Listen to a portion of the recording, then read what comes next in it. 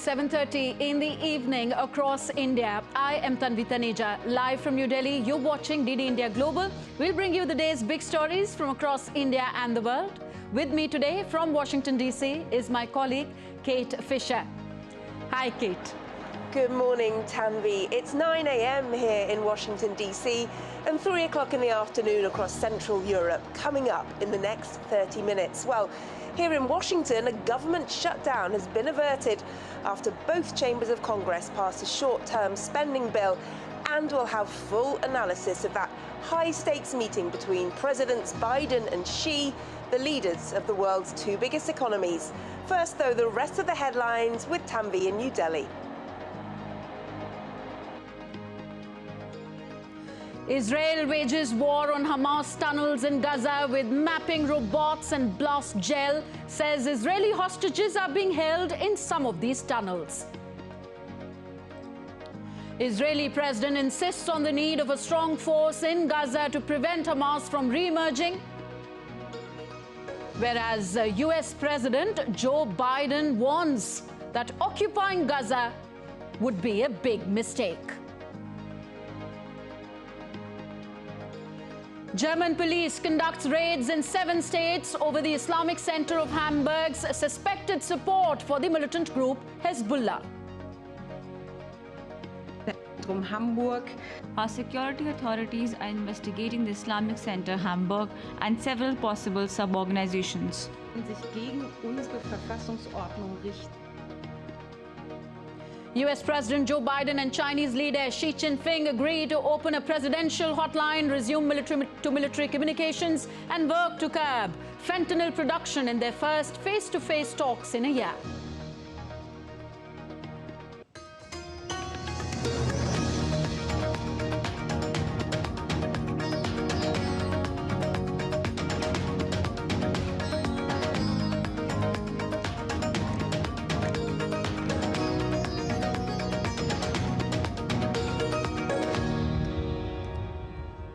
First news of the Israel-Hamas war. Now, after locating what they described as the entrance to a Hamas tunnel under an evacuated hospital in northern Gaza, Israeli army engineers filled the passage with exploding gel and hit the detonator. Clearing tunnels is an important part of Israel's military campaign against Hamas in the Gaza Strip. As they say, Israeli hostages are being held in some of these tunnels.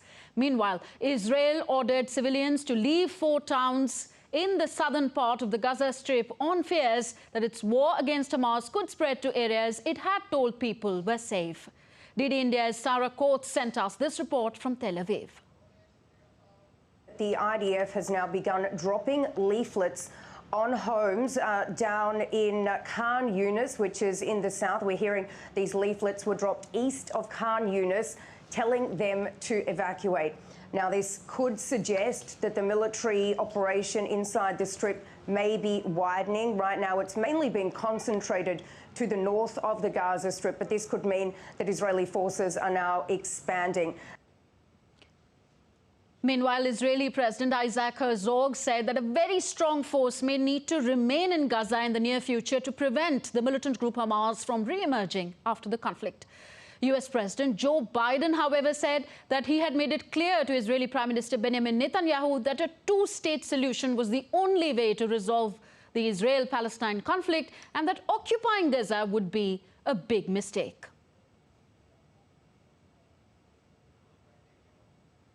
Further, Russian Foreign Minister Sergei Lavrov said today that Moscow is concerned about Israeli army raids in the West Bank region.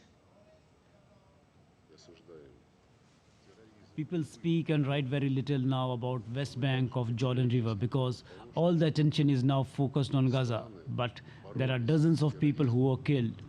There are raids conducted there as well. It's concerning. In the long run, this problem can only be solved by creating a Palestinian state, just as it has been envisaged by the UN Security Council decision. Now, further in Europe, German authorities are conducting nationwide searches in 54 locations across 7 federal states related to the alleged Hezbollah-backed Islamic Center in Hamburg. The Islamic Center of Hamburg is under the suspicion of supporting Hezbollah and acting against Germany's constitutional order.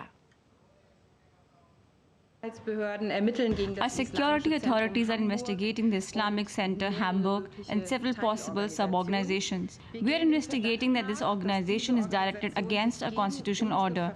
We are also investigating whether the Lebanese terrorist organization Hezbollah is being supported from here.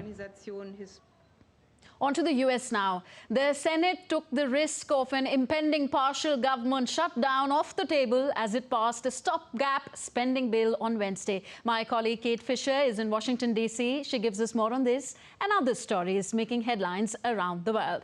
Kate? Yeah, that's right. Although this did give some political loss for the new Speaker of the House, Republican Mike Johnson. But you're right, the US Senate has averted a partial government shutdown by passing this stopgap spending bill. President Joe Biden will now need to sign it into law before a weekend deadline.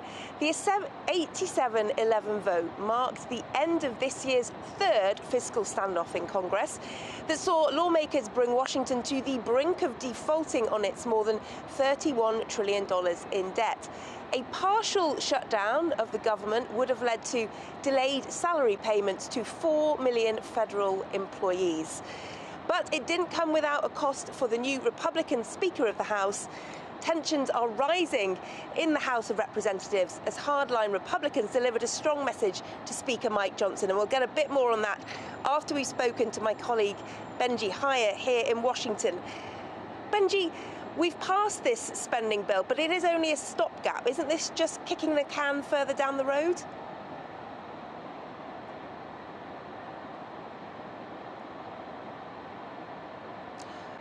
OK, we'll go back to the problems for Speaker of the House, the new Speaker, Mike Johnson.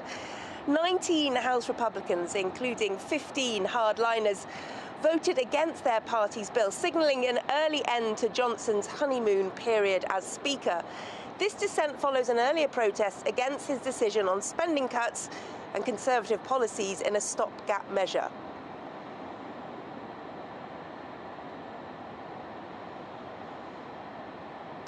US Vice President Kamala Harris is set to announce a $900 million initiative to help women advance in environmentally friendly sectors. The White House says the money is made up of pledges from governments, companies and civil society organizations, and it will be used to support women working in clean energy, fisheries and environmental conservation in countries around the world.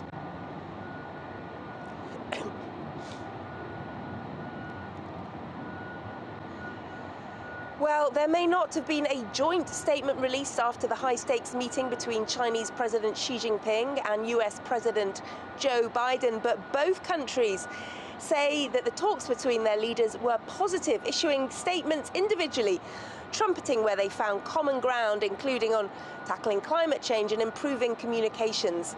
Joe Biden and Xi Jinping agreed to open a presidential hotline and resume military-to-military communications. Well, DD India's Iris Spitzer has more from the summit in San Francisco. This highly anticipated meeting between the two leaders of the world's largest economies has wrapped up here on the sidelines of the APEC summit in San Francisco. Now, this meeting took place at a location about an hour's drive south of the city, and Presidents Biden and Xi spent about 4 hours together. The meeting included a working lunch followed by a walk in the gardens of this palatial estate where the meeting was being held. Now, expectations were somewhat low going in as far as at least having any major announcements on some of the big areas of disagreement between the two countries, including the U.S. and China's position on the island of Taiwan, which China claims as its own territory, as well as the conflict in Ukraine and the conflict in the Middle East. So we didn't see any major breakthroughs on those issues, although the two sides did discuss that. Where we did see some progress, perhaps the biggest outcome of the meeting meeting was the resumption of military-to-military communications between the two countries. Those communications had essentially been cut off from the Chinese side after a series of disagreements, including the visit by then Speaker of the House Nancy Pelosi to Taiwan last year. The other big outcome from the U.S. side was an agreement to work with the Chinese government to limit Chinese firms who are involved in the production of fentanyl components. Fentanyl is the powerful synthetic opioid, which has been largely responsible for the major overdose crisis here in the United States. So, reporting for DD India at the APEC Summit in San Francisco. But after that meeting, a war of words did erupt between the two countries after US President Joe Biden called his Chinese counterpart Xi Jinping a dictator during a press conference after the meeting that Xi did not take part in. Competitors and the key and just talking, just being blunt with one another, so there's no misunderstanding, as a key element to maintaining global stability and delivering for the American people. Well, look, he is. I mean, he's a dictator in the sense that he is a guy who runs a country that is a communist country that's based on a form of government totally different than ours. Well, President Biden's remark risks derailing progress made at the talks, with China's foreign ministry hitting back at the US president, calling his remark, quote, irresponsible. This kind of statement is extremely incorrect and irresponsible political manipulation which China opposes. It needs to be pointed out that there are always some ill-intentioned individuals attempting to damage Sino-US relations, but their attempts will not succeed. Canadian Prime Minister Justin Trudeau is under pressure to resign or be forced out of the Liberal Party leadership due to his declining popularity in opinion polls. Even members of his own political party are calling on him to resign, since the public is furious about housing and inflation.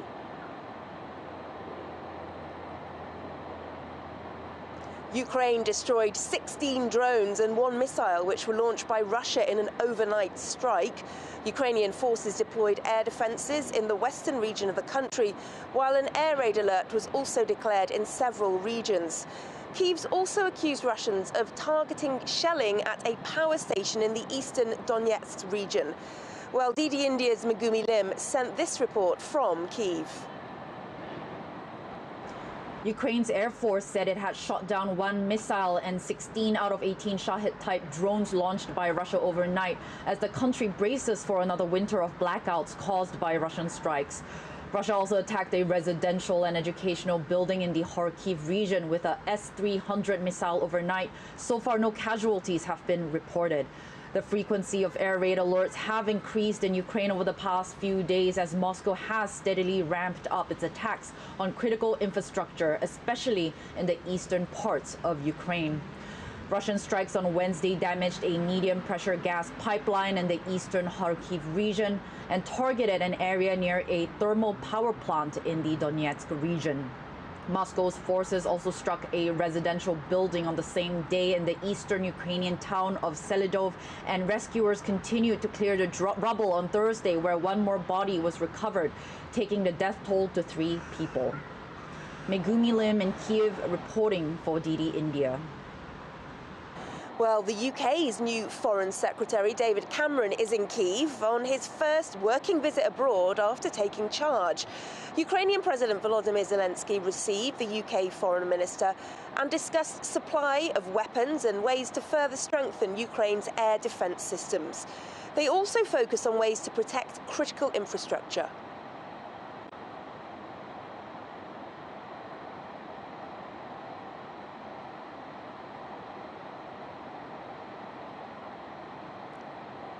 In the latest sanctions against Moscow over its war against Ukraine, the European Commission has proposed a ban on imports of diamonds and liquid petroleum gas from Russia. They're also set to tighten other measures, like the oil price cap, transit of goods through Russia, and technologies that could boost the country's industrial capabilities. Agreement on the final package is set to take weeks, as the deal will require unanimous backing of all 27 EU states. In response, Russia said that imposing sanctions is part of a hybrid war influenced by the West. This is not just a package, it's a hybrid war. You need to understand this. Essentially, because of the never-ending flow of sanctions, Washington is using these sanctions for its anti-Russian policy without even asking Brussels or the people of these European countries if it's in their interest and whether it contradicts their aim and goals. More now from DD India's Alex Kadier, who sent this report from Brussels. From the EU officials I've spoken to about this round of sanctions is very clear. It's the fact that they want to prevent Russia from being able to finance its invasion of Ukraine. And to the point made by the Russian officials about a hybrid war, the EU officials are very clear. These sanctions did not exist and were not put in place before Russia's invasion of Ukraine. That was the cause of all of this pushback from the European Union. The goal, as I mentioned, is to reduce Russia's ability to finance that invasion. $4.5 billion will be wiped off the Russian economy from that diamond ban. So that will be the ban of the sale of all diamonds, rough or in jewelry, across the European Union. That is a huge market for those diamonds coming out of the mines in Siberia. The reason it took so long is because Belgium, right here in Belgium, has one of the world's biggest diamond hubs in Antwerp, about an hour from where I'm speaking to you from. So that was the reason why there was a bit of a delay. Belgium is now on board. These proposals will go to the member states. They will discuss them for the first time tomorrow to go through the detail, cross the T's, dot the I's, and then these sanctions will be signed off by the leaders in mid-December. The other point of this 12th round of sanction is really tightening the screws and closing the loopholes that were left from the 11 first rounds of sanctions. So avoiding circumvention will be the big focus. So, for example, countries near Russia that are importing goods and then illegally sending them to Russia, things like that will be tightened. We know that the oil price cap that you mentioned capped the sale of Russian oil to anywhere in the EU to $60. That has not been easily enforceable. So again, the focus will be on closing that loophole. So very much making sure the existing sanctions have their impact, have their effect, and also that new Russian diamond ban. Russian and North Korean officials have held talks in Pyongyang on expanding cooperation in economy, science and technology.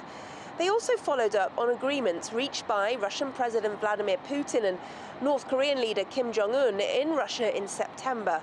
The visit comes as the US said that the United Nations command that oversees the Korean War armistice was concerned that China and Russia were supporting North Korea in expanding its military capabilities. That's it from me here in Washington. I'll hand you now back to Tanvi in the studio in New Delhi. Thank you, Kate, very much for joining us. Kate Fisher joining us from Washington, D.C. You're watching DD India Global, still to come on the show. Spain's parliament has voted to make Pedro Sanchez prime minister for another term, ending a 4-month political deadlock.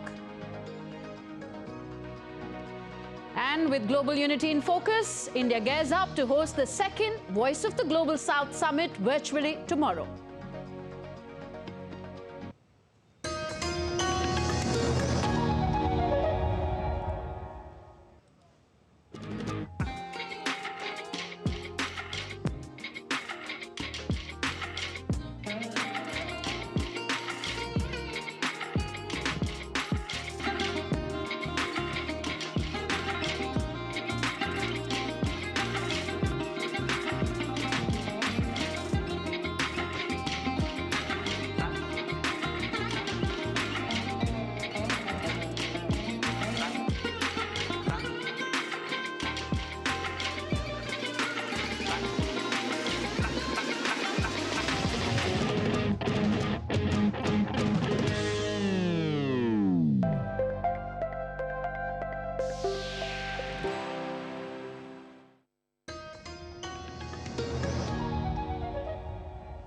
Welcome back. You're watching DD India Global. I am Tanvi Taneja. On to Asia now. India's Defence Minister Rajnath Singh has underlined the importance of dialogue and diplomacy to ensure peace and stability in the world. He was speaking in Jakarta at the ASEAN Defence Ministers Meeting Plus, in which India is participating as a dialogue partner. DD India's Patrick Falk reports. Well, speaking before the defence ministers of ASEAN, Rajnath Singh talked about the importance of engagement and dialogue, and also said that India is committed to freedom of navigation, overflight and unimpeded commerce in international waters in line with global norms. There was no mention of China, but there was no doubt a reference to China's growing military assertiveness in the South China Sea. These would have been welcome words for the Philippines in particular, which has been embroiled in several testy confrontations with China over territorial disputes in recent days. India is participating in Jakarta as a dialogue partner. It is an opportunity for it to deepen security ties with ASEAN member nations, and reports say that Singh will meet with the defense chief of Vietnam, and that the two sides will aim to deepen security ties, and that India may also share a Brahma and Akash air defense missiles with the Southeast Asian nations.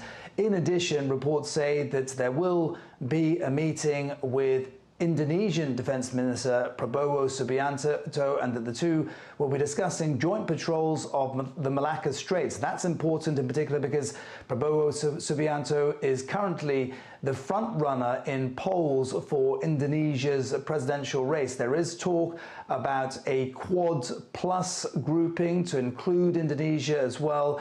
And if Prabowo Subianto does become Indonesia's next leader, it is likely that he will be the one who decides on whether or not to sign off on that. So Indonesia officially handed over the chairmanship of the ASEAN Defence Ministers meeting to Laos on Thursday. The bloc is currently holding its Defence Ministers meeting in Jakarta. Representatives from non-ASEAN countries such as that of China and South Korea also attended the summit.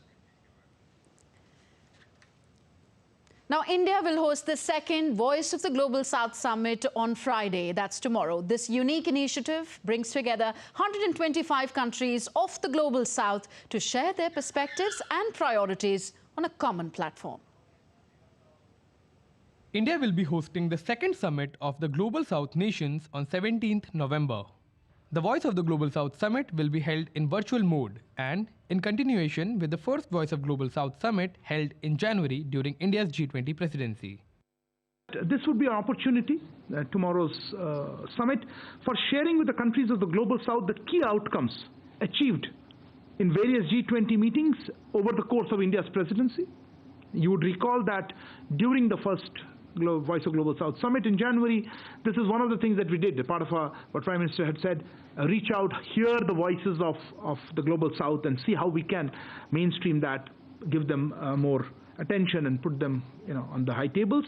I think we have been able to do that, and I think this is a good opportunity to tell members of the Global South what has been really developments over our presidency. During the first summit of the unique initiative, leaders from 125 countries of the Global South came together to share their perspectives and priorities on a common platform.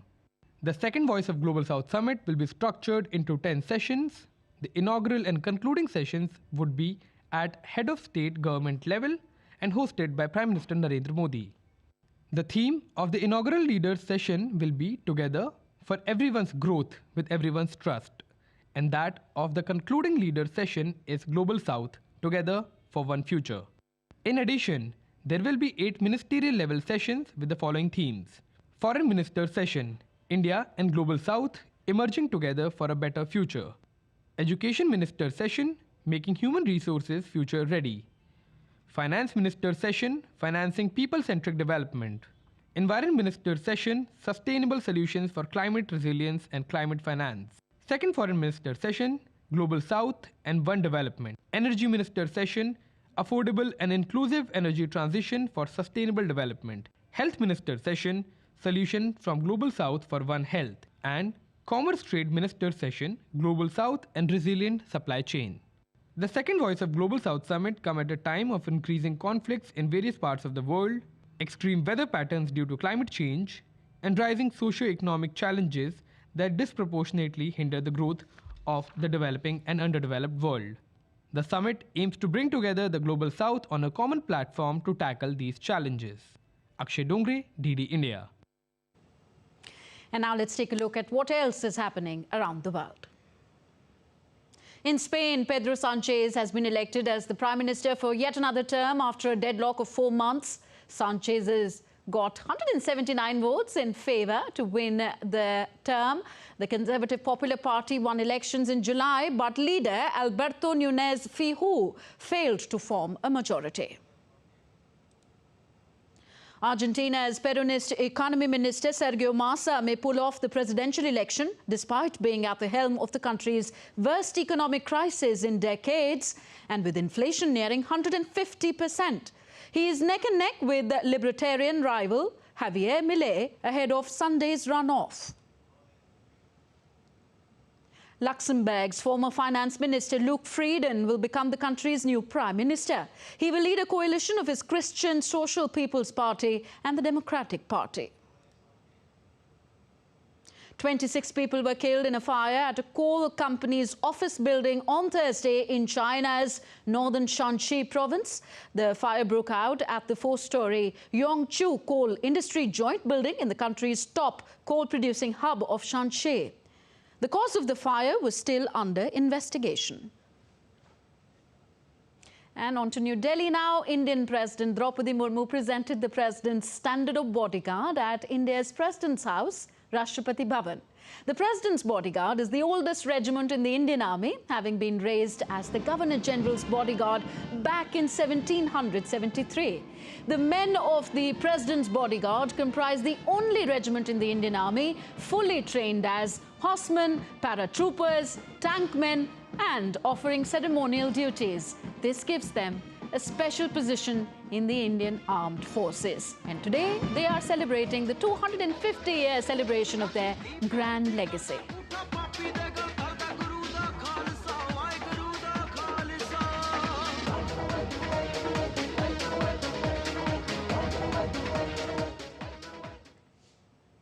So with those ceremonial activities from the Rashtrapati Bhavan, that's the President's house in New Delhi, we wrap up this edition of DD India Global. Join us tomorrow at 5 p.m. and 7:30 p.m. IST.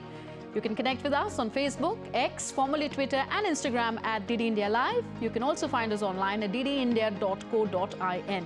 We will be back with more news as it breaks here on DD India. I'm Tanvi Taneja from my entire team in New Delhi. Thanks for watching. Namaskar.